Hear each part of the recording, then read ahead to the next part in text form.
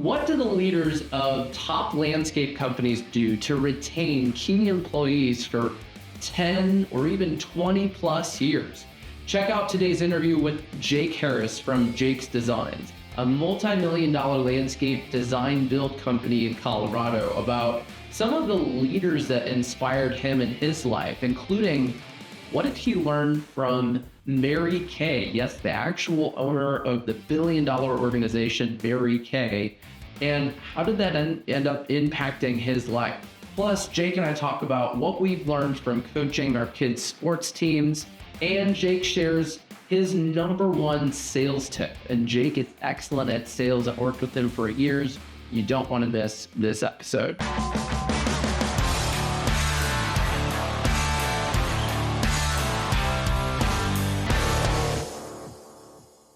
Hey everyone, Jack Jostes here, and welcome to the Landscaper's Guide podcast, where we share sales, marketing, and leadership inspiration to help you grow your snow and landscape company. I'm going to share an amazing interview with one of my top clients, and before the interview, we talked about jerky. Jake makes jerky, I make jerky, and while I can't ship you some of the jerky I made, I do have some other really good beef jerky I'd love to send you in the mail, along with my Landscapers Marketing Toolbox that has a field guide that's going to help you figure out the top sales and marketing strategies to grow your landscape company. So grab yours at landscapersguide.com/toolbox. See our show notes for a link. And now let's get into this interview with Jake Harris. Hey everyone, welcome back to the Landscapers Guide podcast. Today I'm excited to interview Jake Harris from Jake's Designs in Colorado Springs. Jake and I have been working together for over 6 years as a client at Ramla Jackson. We just interviewed a really cool story about some of your results. And Jake, thanks for coming to Lions. My pleasure. Glad to have you here in the studio. Appreciate the hospitality. So for people who haven't met you, tell us a little bit, what is Jake's Designs? You guys have how long have you guys been in business, and what do you do? Sure. So started Jake's Designs in 2000. May 2000, fresh out of college, went to school at CSU, got a degree in landscape architecture up there, and we've been running in the greater Colorado Springs area ever since. We're a residential landscape design build company, and we focus on high-end residential landscaping, and kind of working around the buzzwords of xeriscape and outdoor living. Well, and so for people who aren't in the West. Well, I mean, water is an issue everywhere in the United States, but in some states, you don't really think about it. Like in Illinois, I didn't really think about it growing up, and then I moved here. Sure. What is xeriscaping? So xeriscaping, like Colorado is a semi-arid climate, which is basically a high desert. A lot of sand around here, a lot of drought, really. We can go long periods of time without getting any precipitation, and once it does come down, it percolates through the sand, very, very quickly. So xeriscaping in a very short term is low water usage landscaping. Doesn't mean we're going to spread rock everywhere around your lot. It's using different materials that can compare and contrast with one another, and using the right plant material that once you get established, it uses a very, very low volume of water. And probably one of the biggest deals about xeriscaping that most people don't understand is soil conditioning. So we bring in a lot of different composts and a lot of different things before we try to put any vegetation in the ground. One of the things that that's interesting about Jake's Designs is you guys only do design build construction, right? You say you don't do any maintenance. You don't we don't. So no weed eaters, no mowers. Like during the season, we are going out and we are designing and installing landscapes, whether that be for new homes or renovations on old homes.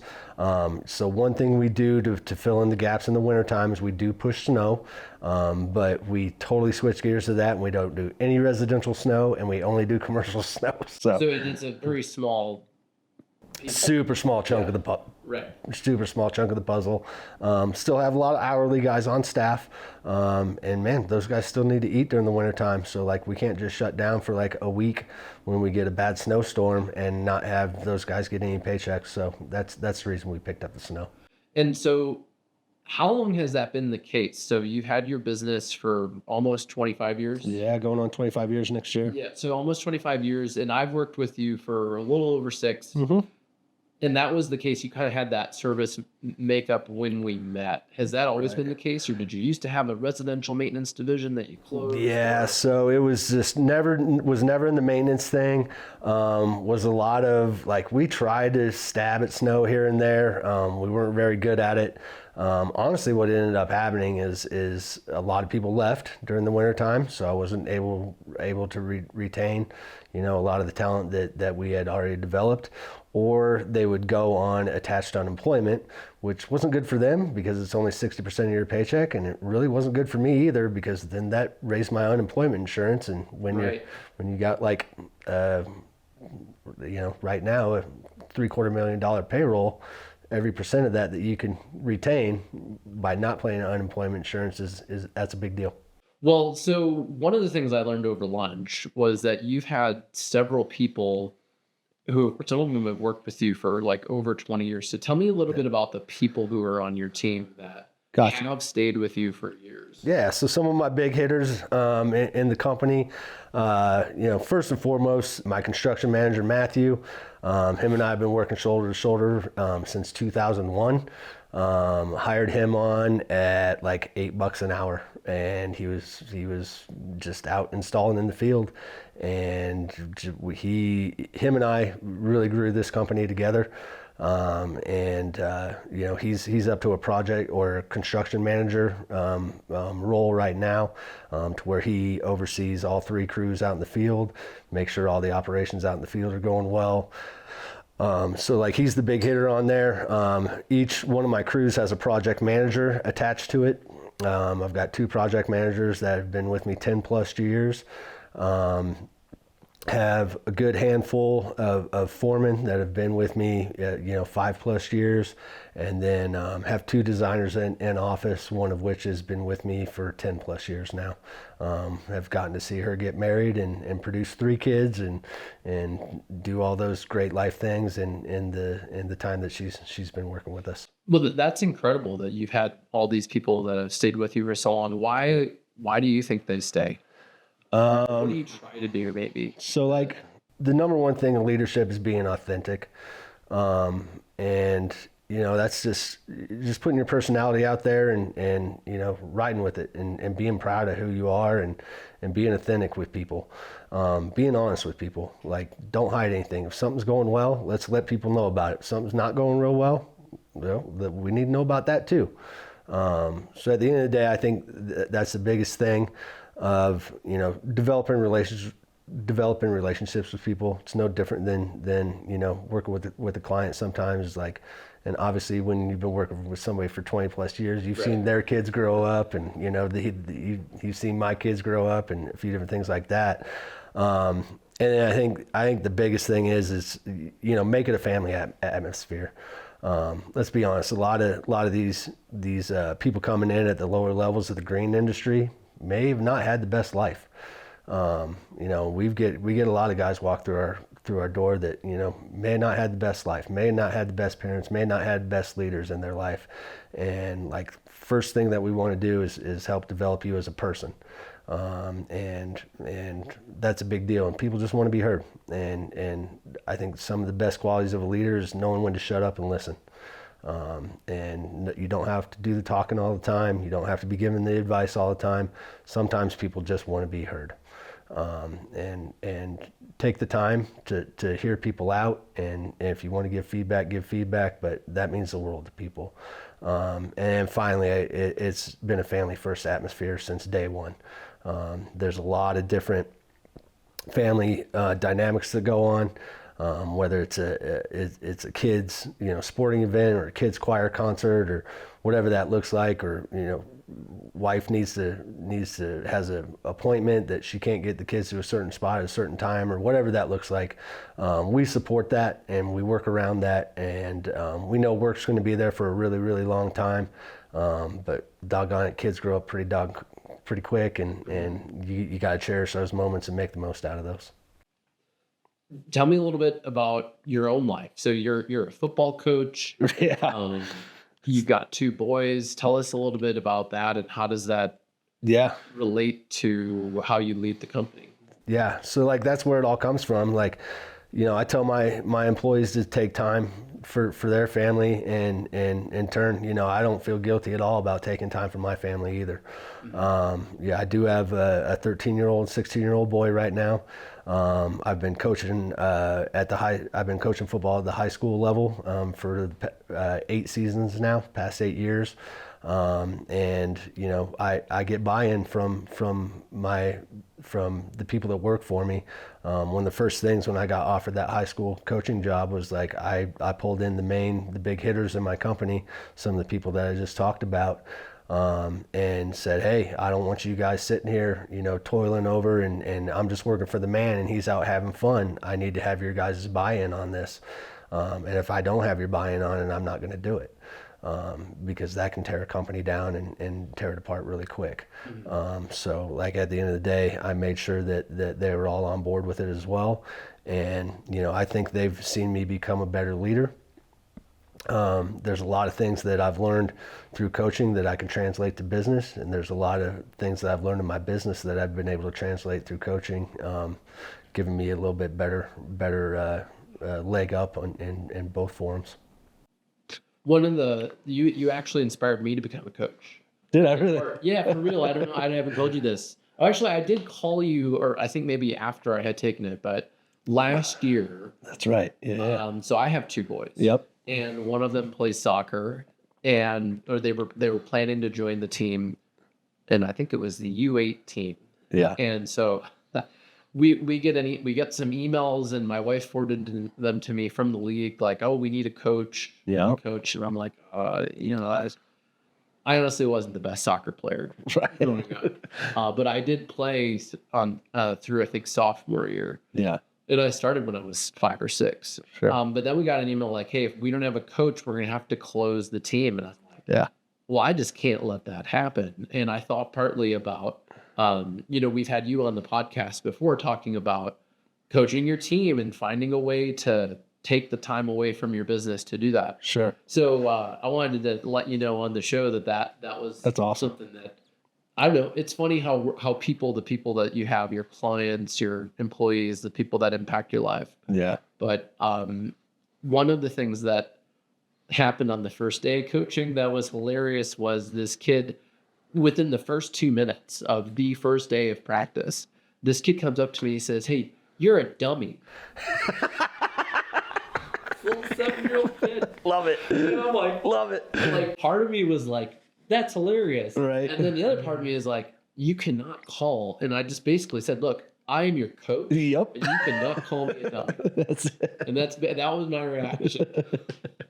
No, that's He's perfect. like, okay, thanks. Right. And then this kid was causing trouble, so I created the tree of reflection, where you had to run to this tree and reflect on what you did, and they thought that was hilarious. Absolutely. They thought that was hilarious. And so they ran there and they were laughing. In the next practice, I said, look, the new tree is that one over there. And they were like, that's far away. That's far. Perfect. So that was a good experience. One of the other things that came out of coaching that I recognized was, and I don't know what it's probably different at the high school level, and obviously the kids are older, but they were just wild at the first soccer game. The kids who were on the bench. Yeah. Because I'm at this age, the coaches are also the volunteer referees. So I'm trying to coach my team and ref, and these kids are just going wild behind me. So eventually somebody brought a bench, and I bought my own bench, and I found that giving them a bench to sit on solved the problem. It's not any different at high school. We have a get back guy on the sidelines. You can't be too close to the sidelines, right? Yeah. We have a guy that's all he does is walk back up and down the sidelines. Get back. He's our get back guy. Okay. Well, that's hilarious that you still have to do that. Oh, yeah. What I found with them is that the rule is, if you want to play, you need to sit in the order. I'm going to call people in starting at this side of the bench. So if you get up and kick someone's soccer ball, you're back. I'm going to have the other kids move closer. You're going to be at the back of the bench. Perfect. So somewhat self-regulating system. Are you going to do it again this season? Yeah, definitely. Perfect. Yeah. So here's your biggest payoff from being a coach. Whenever you see, you're going to see some of these kids 10 years down the road around town, they're going to say, "Hey, coach." It's the best thing in the world, man. Yeah. Like I got kids coming back that I've coached for, 8 years ago, and now they're coming back, and like I just ran into 2 of them at the local brewery, and I was like, "You can't be, you shouldn't be. I'm 23, coach." It's like, okay, then have yourself a beer. That's hilarious. Yeah. My wife. So your wife is a teacher. My wife was a public school teacher. Yeah. Prior to us having kids, and that was a while ago. Some of the students that she had that were like 7th graders. Yeah. Yeah, are now 23 or whatever that we see working places or out at a bar or whatever. Yeah, that's cool. They remember her. So I'm curious, who were some of the leaders that inspired you? Yeah. Who were some of the people who helped you become who you are? Yeah, I got 2 main ones that come to mind right off the top of my head. First one's super easy. My mom. She had a 38-year career in Mary Kay Cosmetics. And I saw her lead people since I was 2 years old. She started Mary Kay when I was 1.5. And went to sales meetings with her, overheard her on the phone, talking to her people, and one thing she taught me is people want to be heard. People want to be heard, and sometimes that's all you got to do is sit there and listen. Another thing that she taught me at a very high level is success is not very sweet if you're alone. So she was really good at grabbing people along the way. As she was climbing the ladder of success, she grabbed a lot of different people along the way and helped and climbed that ladder with them. And it was a very symbiotic relationship, which is a big deal. And she ended up, 38-year career in that company. And when she retired, she was top 10 in the entire company, to the point where I had dinner at the Mary Kay's house. Wow. When I was like 13 years old. That's incredible. Where was that? It was down in Dallas, Texas, and remember it like it was yesterday. Did you drive a pink Cadillac there? Or did you we flew, but I had been in a pink Cadillac since I was about 3 years old, and it was Dad picked me up from football practice in middle school, but don't pick me up in that pink Cadillac. And what did Dad show up in? The pink Cadillac. Good character development there. But I'll remember it like it was yesterday. And this is a wonderful, wonderful story of leadership through Mary Kay's eyes. But I went down to Dallas, and my mom was one of the tops in the company, and we were able to go to Mary Kay's house for a dinner. She had this big pool in her backyard, and it had big old plate glass all the way across it, and all the dinner settings were on top of that plate glass.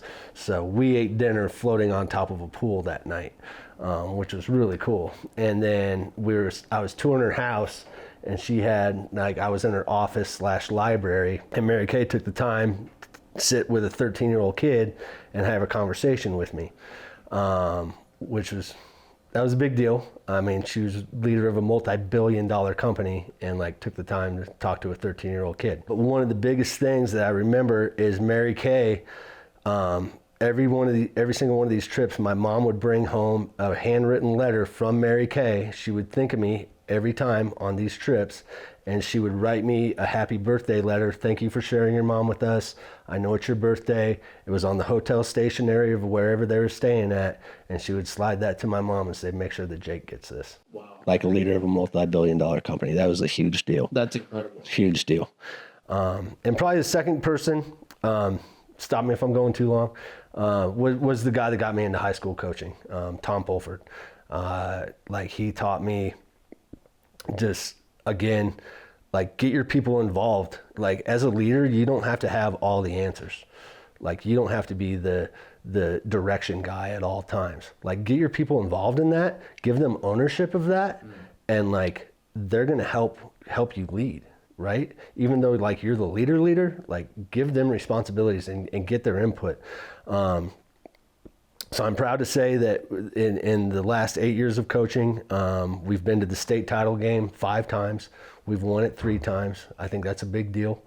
But before we got to that first title game, Coach Pulford pulled all the kids in and said, what is it going to take for us to get to the motherland? Like, what is it going to take for us to reach that goal of winning a state title?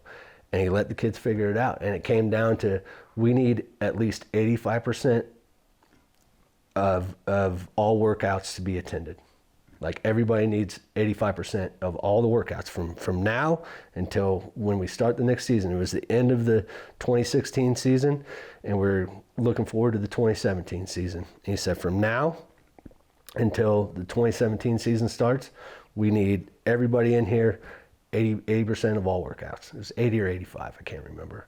But those kids stuck to it. They made that up and said, it's going to take that. And then they stuck to it.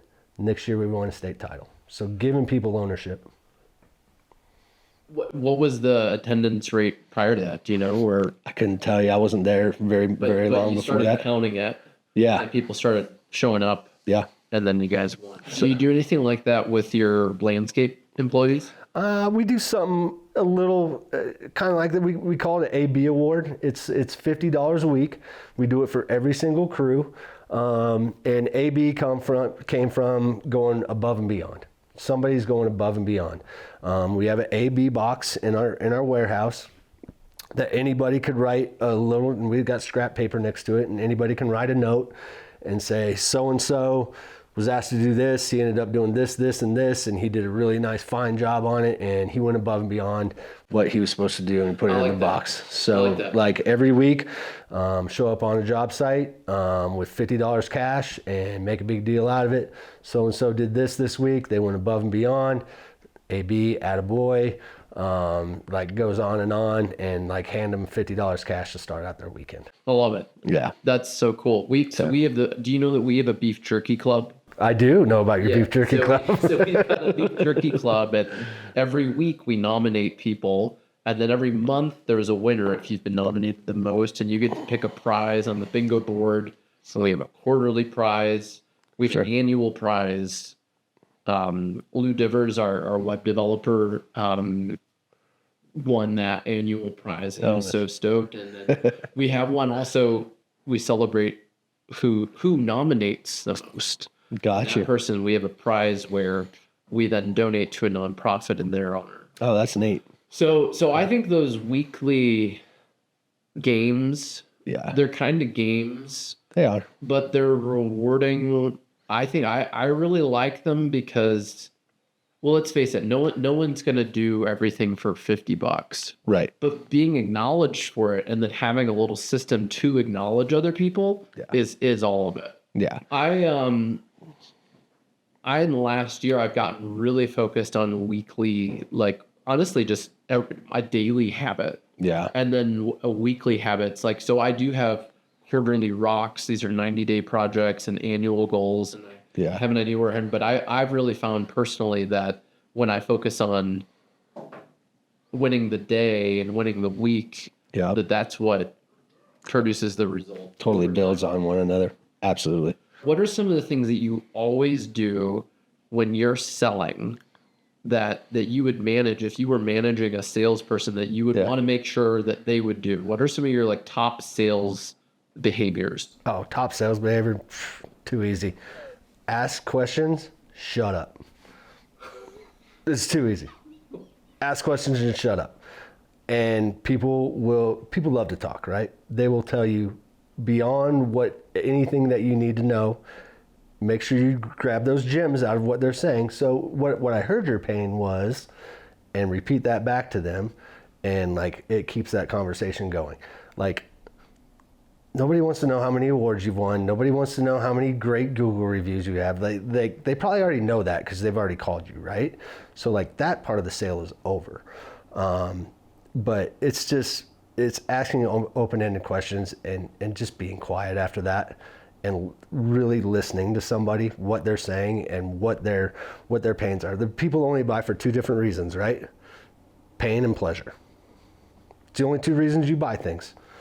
And like, are they buying it? Are they redoing their landscape because they're having a big wedding coming up?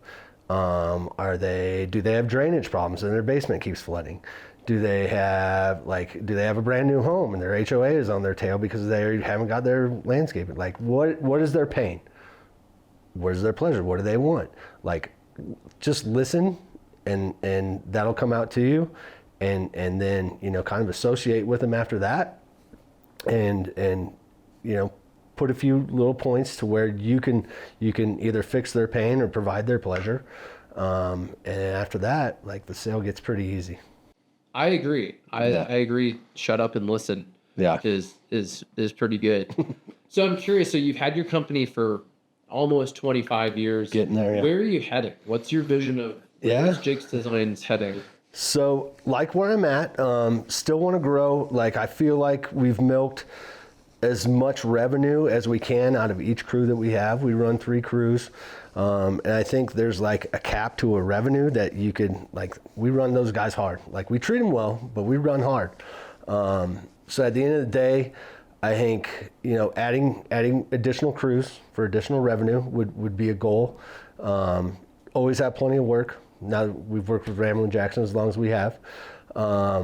So, you know, adding those key pieces, continuing to develop leadership and guys that can handle the different positions. Always like to promote from within. Like I said, project manager started out lowest of the rung, and now, like, he's second in the company under me. So at the end of the day, you know, want to continue to develop really good talent, and, you know, make this thing sellable at the end of the day, because I'm not going to do it forever. I'm 48. I plan on retiring by the time I'm 60. You know, I'm like starting to investigate my 10-year exit plan right now, and starting to get those things in order. So, like, continue to build it, and then at the end of the day, have something to sell and, like, live a really nice retirement. Well, Jake, thanks so much for coming on the show. For sure. Sharing some of your stories about sales and leadership. Yeah. So for people listening who want to connect with you or check out your website, how can we connect with you? Super easy. www.jakesdesigns.com. Make sure Jakes and Designs is plural there in the middle. Yeah, you can pretty much find anything you need to know about us. And there's plenty of contacts. Like, I love sharing business trades, business secrets with people who aren't in my region and aren't my competitors. So, like, if you're in Georgia and want to talk to a landscape guy in Colorado, and maybe you're just starting out and maybe you want a few pointers, like, love to have those conversations with people. Love, like I said, watch my mom take people around her as she was climbing the ladder of success, and bring people climb. She lifted as she climbed. So, like to do the same. Well, I want to comment on what you just said there, because you are also one of the reasons why we became a green industry focused marketing company. Okay. I'm not kidding. All right. We met because I spoke at the Pro Green Expo in Colorado. Yep. And that was because I was working with Constant Contact. They brought me in to speak at that show. I used to work at a garden center in high school. I remember you telling me that. I didn't really think of it as the green industry. It was like a summer job, but I loved that job. I loved working there in the spring and summer, and I shared that story, and I could talk with landscape professionals and talk with garden center people. I got some clients at that show, and then they referred me, and your story helped me get some other clients. And then a few years into it, I was like feeling like, you know what, I really want to go for the landscape industry. Yeah. And my wife, we were at this apple orchard, and she's like, why didn't you just do it? Yeah. You've been telling me this for years. And I was looking, I exported all of my clients from QuickBooks, and I was looking for patterns and things. But what you just said about, like, hey, I'm happy to talk with other people. Yeah. That's part of the spirit of the green industry. Yeah. It's really the culture of the green industry. And it's not that way in other industries. Yeah, I could see that. And that was something and that's what I love about running this podcast, is getting to talk to people who are like sharing what's working and putting themselves out there. So thank you for doing that. And you were just part of, it's not like, oh, it's all Jake. Yeah. Say it's all Jake. For sure. People like you, I have many clients who have that trait, and it's what I enjoy about the industry. That's awesome. So thank you for being you and for working with us. Well, thanks for everything you've done for me. You're a big deal in my business, and probably not where I'm at without you, man. Well, thank you. Yeah. Thanks so much for checking out today's interview. It was a real pleasure talking to Jake because I always learn so much from him. I think he's a really inspiring guy. And I love working with people like Jake because the impact is so big. Jake coaches his football teams. He has this team of people. And that feels rewarding to know that when we work with people like Jake, we're impacting many people. If you're looking for a marketing team that'll help you increase your impact, help you get more of your personal time, help you reach the right people, we'd love to send you our marketing toolbox. It's full of inspiring stories. People like Jake are featured in it, and we'll include some beef jerky too. So check it out, landscapersguide.com/toolbox. My name is Jack Jostes. Thanks for watching or listening today. I look forward to talking with you next week on the Landscaper's Guide.